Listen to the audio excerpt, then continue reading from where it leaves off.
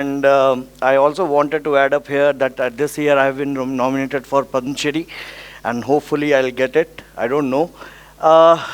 Well, Padma Shri मिलना मेरा एक सपना है, और हर कोई अब दूसरों के लिए जीते हैं, हर कोई अपने लिए जीता है। मेरा हमेशा एक सपना रहा कि मरूं तो कुछ ऐसा करके जाऊं कि एटलीस्ट इस देश में मेरे नाम की एक टिकट तो हो। पैसा हर कोई कमाता है, लेकिन नाम कमाना, और वो भी सालों तक एक गोल्डन पीरियड में रहना, वो एक इंसान की सबसे बड़ी जीत है। आज स्टार्ट करने से पहले एक मेरी कविता की 2 लाइनें हैं। यूं ही नहीं बना हूँ मैं फिजियोथेरेपिस्ट, मुझ में है कुछ खास। जैसे हमारे बुज़ुर्ग हमेशा ये बोला करते थे कि माँ बाप के दिल को दुखा के कुछ भी अगर हम काम करते हैं वो हमारा कभी सक्सेसफुल नहीं होता। उसी तरह से हमारे लिए जो नेचर है, ये नेचर भी हमारी मदर नेचर है।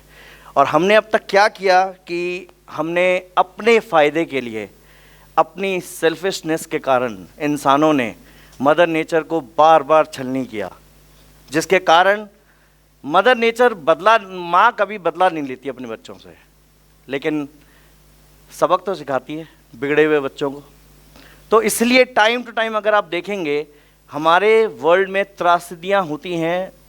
कभी स्पेनिश फ्लू फैला, कभी कोविड आया, कभी फ्लड्स आते हैं, कभी हीट वेव्स आती हैं, जिसके कारण हम इंसानों को सबक सीखना पड़ता है।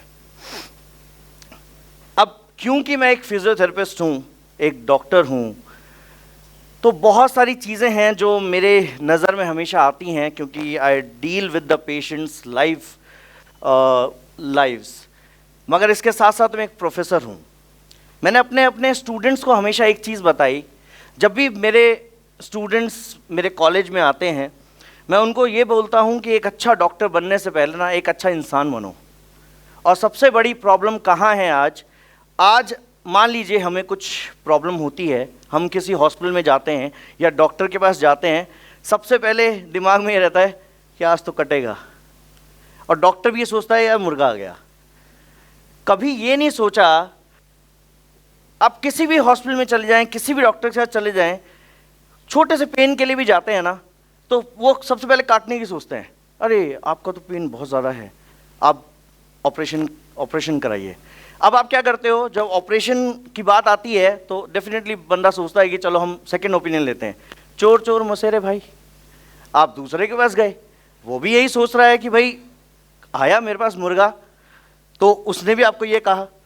अब मेरे जैसे जो 2-4 लोग होते हैं वो ये कहते हैं कि यार ऑपरेशन एक लास्ट ऑप्शन है, आप इतनी सारी चीज़ें हैं इस दुनिया में, उनको अपनाओ, ऑपरेशन एक लास्ट ऑप्शन है। अगर कल को चीज़ें बिगड़ भी गई तो you can go for the operation ना, क्यों आपको तुरंत ऑपरेशन कराना है। लेकिन हम जैसों की सुनता कौन है, क्यों ये तो पागल है, ये तो ना, तो हम बहुत हैवी फीस चार्ज करते हैं क्योंकि हम तो सोशल उसके लिए बैठे हैं। लेकिन होता क्या है कि कुछ 2-4 हमारे जो लोग हैं जो हम पे ट्रस्ट करते हैं, वो हमारी बात मान के और एक बड़े ब्लंडर से बच जाते हैं। बाकी मैं इस टॉपिक में घुसूं उससे पहले एक छोटा सा किस्सा मैं आपको बताना चाहता हूँ। एक 25 साल का लड़का जिसका एयरफोर्स में सिलेक्शन हुआ, ठीक है, और उसकी MRI समहाउ ऐसी आई कि भाई उसको उसमें दिखाता है कि कंप्रेशन है। लेकिन समटाइम्स ये हमें समझना होगा, MRI is not a diagnosis tool, it's just a helping tool for a doctor to diagnose. लेकिन आजकल हो क्या गया है कि आप डॉक्टर के पास जाते हो, उससे पहले वो आपसे पूछेगा भी नहीं कि क्या हुआ है, उससे पहले पर्चा भर चुका होता है, और आप वहाँ जाते हो, टेस्ट कराते हो, ओह अच्छा आपको तो ये प्रॉब्लम है, चलो अब ये लो। लेकिन मेडिकल साइंस में पढ़ाने के लिए ना आपको हर चीज़ सिखाई जाती है। मैं एक फिजियोथेरेपिस्ट कम ह्यूमन इंजीनियर हूँ, मुझे अपने ह्यूमंस की बॉडी के बारे में हर पुर्जे का पता है, और मैं आपके 25 साल पुराने पेन 5 सेकंड में ख़त्म कर सकता हूँ अगर मैं करना चाहूँ तो। 15 साल की प्रैक्टिस में लाखों पेशेंट ट्रीट करने के बाद मैंने आज तक कभी MRI नहीं कराया, और मेरा डायग्नोसिस इतना एक्यूरेट होता है कि मैं आपको ये लिख के नहीं दूंगा कि आपको बैक पेन है या कुछ है, मैं आपको एग्जैक्ट प्रॉब्लम लिख के दूंगा और प्रॉब्लम बताऊंगा, और उसको अगर मैंने आपको ये कह दिया कि आप इतने दिन में ठीक हो जाओगे, आप उतने दिन में ठीक हो जाओगे, otherwise I will give you the guarantee कि हाँ भाई आप ठीक नहीं हुए, आपको पूरा पैसा मैं वापस कर रहा हूं, और जब तक आप ठीक नहीं हो रहे आपको मैं ट्रीटमेंट फ्री ऑफ कॉस्ट दूंगा। That's what the confidence I have developed in my life. और वो इसलिए क्योंकि मेरी सोच हमेशा से ये रही कि मुर्गा नहीं है ये पेशेंट है, और कल को आज मुझे पेन हो रहा है, तो आज मुझे भी कभी पेन होता है, तो मेरे कुछ स्टूडेंट्स यहाँ हैं तो वो हमेशा मुझे कहते हैं कि सर आप करा लिया करो ट्रीटमेंट। उस पेन का जो मेंटल हेल्थ पे जो मेरा इफेक्ट होता है वो मैं समझता हूँ। तो सामने अगर कोई बंदा आ रहा है मेरे पास बहुत दर्द के साथ, तो उसका दर्द पहले मुझे समझना है उसका ट्रीटमेंट करने से पहले। तो वो 25 साल का जो लड़का, उसका आपको पता होगा मिलिट्री में जब आप सिलेक्शन होता है तो उससे पहले आपके टेस्ट होते हैं सारे, तो उसमें डॉक्टर ने बोला कि कंप्रेशन है, आपको ऑपरेशन करना पड़ेगा। और आपको ये बात पता है कि द बॉडी में अगर द मोमेंट अगर ऑर्थोपेडिक सर्जन ने कट लगा दिया उसका करियर खत्म। अब उसने एक ऑर्थोपेडिक से पूछा, दूसरे से पूछा, सबने यही कहा सर्जरी होगी, लेकिन किसी ने भी फिजिकल साइंस के ऊपर ध्यान नहीं दिया कि भाई बंदा कर पा रहा है कि नहीं कर पा रहा। और मेरा ये मानना है जब तक आप खुद से चीजें कर पा रहे हो ना, nothing is serious in your body, ये बात मान के चलो। तो जब वो मेरे क्लिनिक पे आया, मेरे क्लिनिक पे अराउंड 7-8 सीढ़ियाँ थी, वो दौड़ता दौड़ता नीचे आया। मैंने कहा इसको क्या हुआ यार, ठीक है ये तो बोला सर मेरे को ऑपरेशन बोला है बैक के लिए, और ऐसा कंप्रेशन मुझे बताया गया है। मैंने कंप्रेशन बताया है? वो पहली बात तो ये कि अगर इतना ही ज़्यादा कंप्रेशन था और दर्द था उसको, तो 6-7 सीढ़ियाँ दौड़ के आ गया नीचे। मैंने उसको 2-3 बार ऐसे झुका के देखा, उसके फिजिकल साइंस देखे, मैंने कुछ नहीं होगा। 3 सेशन में मैंने उसको परफेक्ट कर दिया, उसका MRI आया, वापस नॉर्मल आया, वो बंदा एयरफोर्स में गया और सेलेक्ट होके बाकी उसने अपनी ड्यूटी ज्वाइन करी। अब आप ये सोचिए कि एक मेडिकल डॉक्टर जिसके ऊपर एक इंसान विश्वास के तौर पे जाता है और वही विश्वासघात करे, तो यानी कि तो वो वाली बात हो गई कि जो हमारी रक्षा करते हैं वही हमारे साथ विश्वासघात करें तो हम कहाँ जाएंगे। तो ये एक छोटा सा किस्सा था। अब हम बात करते हैं, एक ज़माना था कि जब हम पढ़ते थे, पढ़ते समय हमें इंसान बनने की वो मुझे याद है आज भी, जब हम पिलानी में पढ़ते थे, पिलानी का हमारा जो एनवायरनमेंट था ना, वो ऐसा था कि बिल्कुल रफ एंड टफ, चाहे आप PM के बेटे हो, चाहे आप किसी हीरो के बेटे हो, कुछ भी हो, आपको रहना उसी एनवायरनमेंट है, उसी मिट्टी में खेलना है, उसी चीज़ों में काम करना है। कोई AC नहीं, कोई कूलर नहीं, कुछ नहीं, पसीने में हम खेलते रहते थे। लेकिन एक अच्छी बात ये थी कि हमें नेचर के साथ जोड़ा जाता था। बहुत बड़े बड़े नीम के पेड़ होते थे हमारे कैंपस में, वहाँ पे बहुत घोंसले होते थे, सारा दिन चिड़ियाओं की चहचहाहट होती थी। और हम छोटे छोटे बिल्कुल 1st 2nd 3rd क्लास में, नाड़ा बांधना भी नहीं आता था, लेकिन ये पता था कि अगर चिड़िया गिर गई है तो वो गिरती थी, हम उसको उठाते थे, अगर वो मर गई है तो अपना रुमाल निकालते थे, उसको बांधते थे और उसको गाड़ के आते थे। ये हमें पता था। खाली टाइम में हम क्या करते थे कि भाई कैटरपिलर्स होते थे, तितलियों को हमारा ज्योमेट्री बॉक्स हमें मिलता था। और पिलानी में एक खास बात ये थी कि हर हफ्ते आपको ना कुछ चीज़ें देते थे वो, एक तो लाइफ बॉय, एक वाइट पॉलिश, एक रेनॉल्ड्स का पेन, और एक ब्लैक पॉलिश, और एक आपको ज्योमेट्री बॉक्स। अब ज्योमेट्री बॉक्स इतने सारे इकट्ठे हो जाते तो क्या करते, हम उसको खोलते, उसे छेद करते और उसमें अपनी तितलियाँ पालते थे। और उसी में वो जो खुशी थी ना कि रोज़ चेक करते, पत्ते चेंज करते, वो कैटरपिलर से कोकून बनता और कोकून बनने के बाद वो एक तितली बनता और उड़ जाता, वो एक खुशी ही अलग थी। तो आज वो खुशी कहाँ है? आज एक सडनली मैं अपने भांजे से बात कर रहा था कि बेटा आपके वहाँ पे नेशनल, तो मेरी 15 अगस्त को लेके बात हुई, वहाँ पे मैंने उससे पूछा कि भाई बेटा आपका 15 अगस्त में तुम्हारे असेंबली में नेशनल एंथम नहीं होता? बोले नहीं। And I was so surprised कि स्कूल्स में आपको इतना ज़्यादा प्रेशराइज किया जा रहा है शुरू से ही कि पढ़ो पढ़ो पढ़ो, कुछ करो, नहीं अगर तुम कंपटीशन के अंदर नहीं आओगे तो तुम जीत नहीं पाओगे। उसकी एवज में अब हम अपने बेसिक मूलभूत संस्कार, हमारी देश के प्रति हमारी जो जिम्मेदारियां हैं वो सब भूल गए। ये नेशनल एंथम, आप सोचो, हमें यूनिवर्सिटी के अंदर हम घुसते हैं, हमारी पहली क्लास से पहले हम नेशनल एंथम करते हैं। वो इसलिए ताकि आपके अंदर एक देश के प्रति, अपने नेचर के प्रति, अपने लैंड के प्रति एक प्यार हो, और जहाँ प्यार नहीं वहाँ कुछ नहीं। तो अब धीरे धीरे करके जिस ऐसी जनरेशन में सबसे पहला सबने सब बात करी कि हम यहाँ ये करेंगे, ये होना चाहिए, ये होना चाहिए, लेकिन किसी ने भी ये नहीं बताया कि सबसे पहले एजुकेशन सिस्टम, इतना बेसिक सिस्टम सुधरना चाहिए जहाँ पे बच्चों को इंसान बनना सिखाना चाहिए। तब जाके आपके अंदर जो ये मेंटल डिसऑर्डर्स हैं, आप पेड़ लगाने के प्रति या पेड़ों को काटने के प्रति हमारे अंदर जो एक, क्योंकि आजकल हम ऐसे हो गए हैं कि आजकल को किसी को कहीं एक्सीडेंट होता है, एक्सीडेंट होने पे कोई इसकी मदद कर वीडियो बनाने लगते हैं। किस लिए? क्योंकि हमारी जो मियाद है ना पॉपुलैरिटी की, वो सिर्फ एक दिन की है। आज आप मुझे, ठीक है, आज हम जाएंगे सब अपने फेसबुक पे, अपने सोशल अकाउंट्स पे पोस्ट करेंगे, देखो हमने टेडेक्स पे हमने स्पीक किया, सब लाइक्स करेंगे, सब कुछ होगा, लेकिन 2 दिन बाद किसी को याद भी नहीं होगा कि आपने बोला था। तो सबसे पहली चीज़ है कि हम अपने एजुकेशन सिस्टम को इतना दुरुस्त करें कि ताकि बच्चा ये समझ पाए कि भागना नहीं है इस दुनिया में, करना है, काबिल बनो, सब चीज़ें होंगी। उससे 2 फायदे होंगे।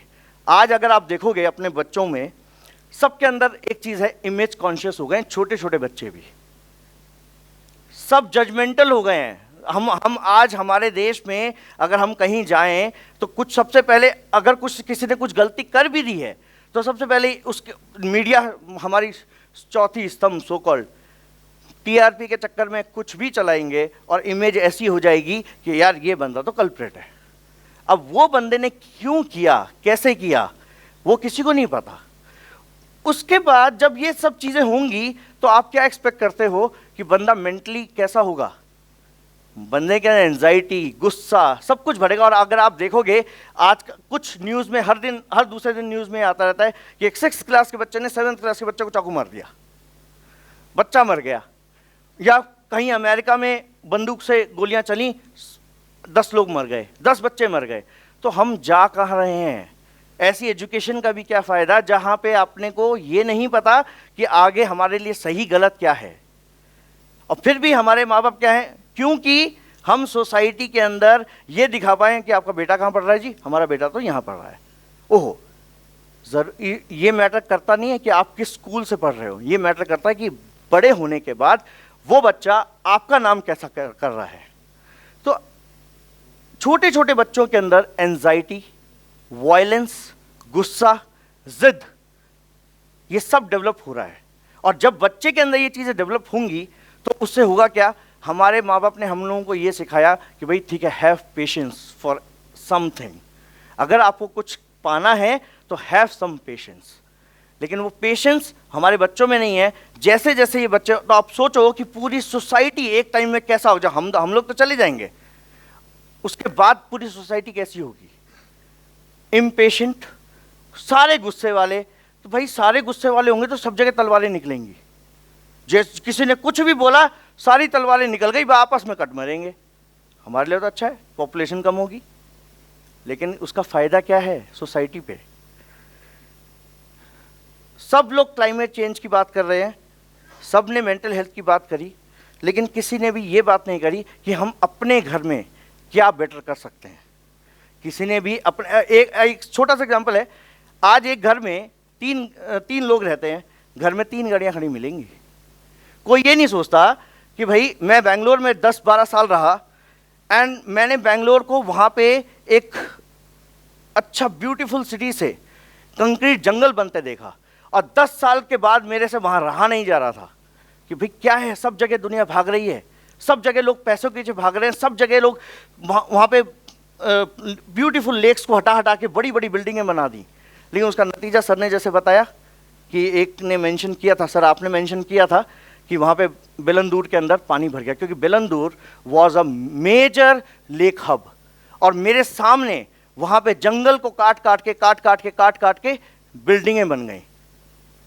तो ऐसे में जब फ्लड आएंगे तो वहीं पे पानी भरेगा ना, और लोगों को सफ़र करना पड़ेगा, क्योंकि आपने ही वो चीज़ें डेवलप करी हैं। हिमालयस पे जब मैं 50 दिन रहा, वहाँ पे सबसे अच्छी बात ये थी कि आप दुनिया से बिल्कुल अलग थे।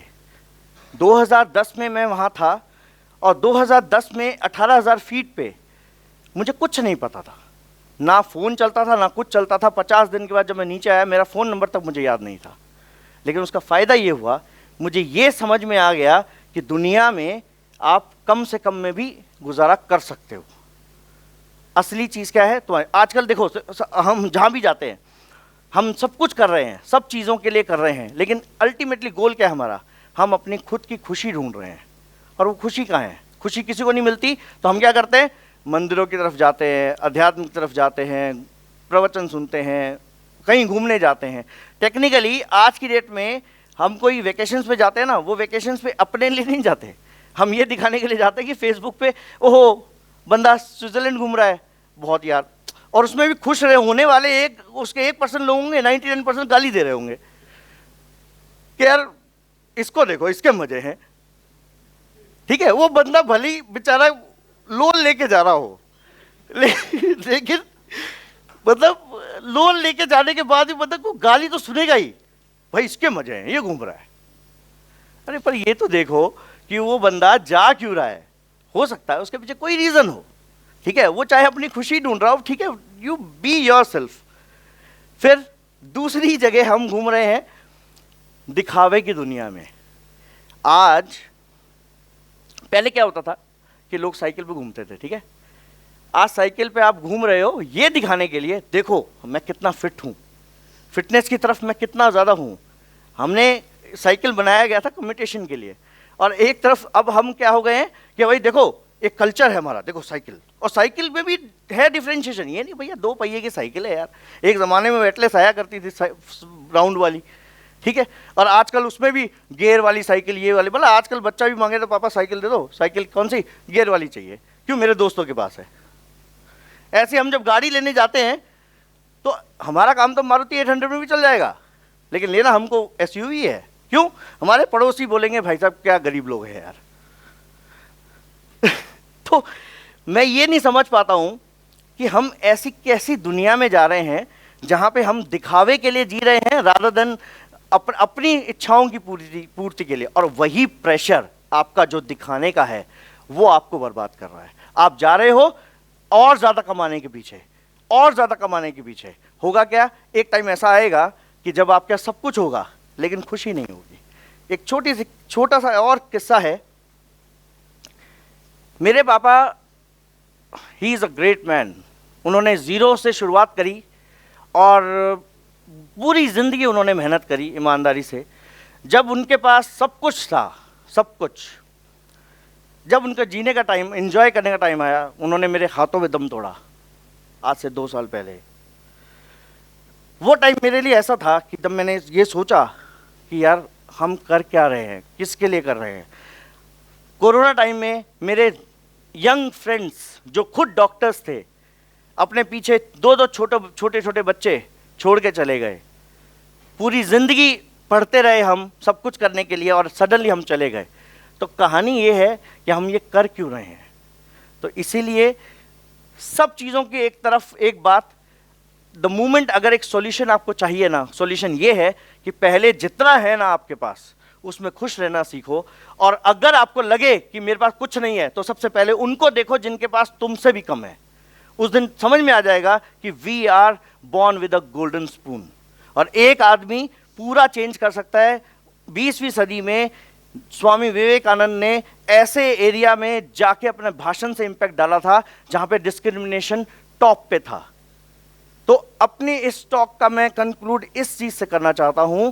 एक बहुत प्यारा क्योट है, दुनिया में लाखों का मेला जुड़ा, दुनिया में लाखों का मेला जुड़ा, हंसा जब जब उड़ा तब तब अकेला उड़ा। Thank you so much.